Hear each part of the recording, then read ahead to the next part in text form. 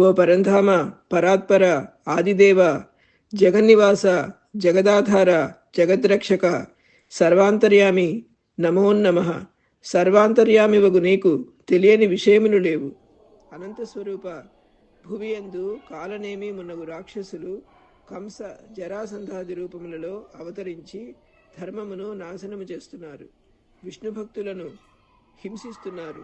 మానవలోకమంతా రాజపీడితమై దుఃఖముతో కృంగి కృషిస్తోంది. పాపభారము వహించలేక వసుంధర విలపిస్తోంది. ధర్మగ్లాని సంభవించినప్పుడల్లా కాలోచితమగు రూపలక్షణములతో అవతరించి దుష్టులను శిక్షించి శిష్టులను రక్షించి ధర్మోద్ధరణ చేస్తానని నీవు అభయమిచ్చి ఉన్నావు కదా తండ్రి. ఆర్తత్రాణపరాయణ నారాయణ, భూదేవి భారము వహించలేక దుఃఖిస్తుంటే నీవిట్లు యోగనిద్రా గతుడవై ఉండుట ధర్మం కాదు. యజ్ఞ యాగాదులు జరగటం లేదు. దేవతలకు హవిర్భావము అందటం లేదు. దేవతా మానవలోకములను ఆవరించి ఉన్న ఈ దుఃఖపూరిత వాతావరణమును పోగొట్టుటకు నీవు తప్ప అన్యులు సమర్థులు కాదు.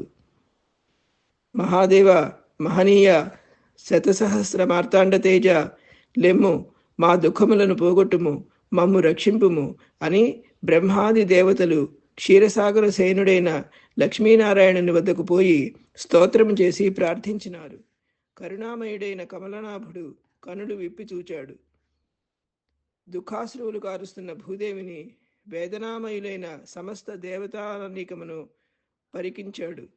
బ్రహ్మాది దేవతలారా, వసుంధర దుఃఖించవద్దు. రాక్షసులు విజృంభించినారు, పాపకార్యములు చేస్తున్నారు. పాపం కూడా పండితే గాని పతనము కాదు. వారందరూ నశించే రోజు ఆసన్నమైనది. నేను భూమి యందు అవతరించెదను. నా భక్తులకు అతిథి కశ్యపులు దేవకి వసుదేవులుగా జన్మించి ఉన్నారు. వారి గర్భాన కృష్ణుడని పేరుతో అవతరించి భూభారమును నశింపజేస్తాను. ఆదిశేషుడు నా అంశతో కూడినవాడై బలరాముడని పేరుతో జన్మిస్తాడు. లక్ష్మీదేవి విదర్భ రాజకుమార్తెగా రుక్మిణిగా జన్మిస్తుంది. అవతార ప్రయోజనం సాధించుటకు దేవతలందరూ దేశకాల పాత్రోచితములైన రూపములతో అవతరించండి అని ఆనతిచ్చాడు. బ్రహ్మాది దేవతలు సంతృప్తులయ్యారు, చాలా సంతోషించారు. వెంటనే ఏ దేవతలు ఎక్కడెక్కడ ఏ రూపములలో జన్మించాలో, భూమిపై ఎవరు ఏ పనులు చేసినా అవతార ప్రయోజనం సాఫల్యమవుతుందో నిర్ణయించాడు బ్రహ్మదేవుడు. విష్ణుసేనా దురంధులు, భక్త శిఖామణులైన ఋషులు గోపికలుగా జన్మించారు. మహర్షులు అక్రూరాది యాదవ ముఖ్యులుగా జననముందారు. దేవతలు గోపాలులుగా అవతరించారు. విష్ణుదేవుని ప్రతిజ్ఞను, బ్రహ్మదేవుని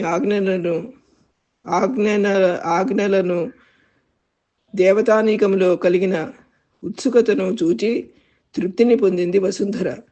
తాను భరిస్తున్న భారము విముక్తియే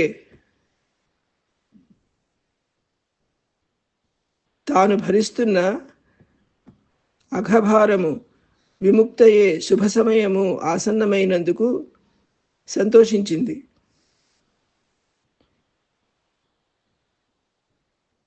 తాను భరిస్తున్న అఘభారము విముక్తమయ్యే శుభ సమయము ఆసన్నమైనందుకు సంతోషించింది. శ్రీమన్నారాయణుని కరుణాకటాక్షము తనపై ప్రసరించినందుకు ఆనందించింది. బ్రహ్మాది దేవతల వద్ద సెలవు తీసుకుని నిజస్థానమునకు బయలుదేరింది. Thank you very much for watching my video. మీ అందరికీ నచ్చినట్లయితే please like and subscribe. Thank you.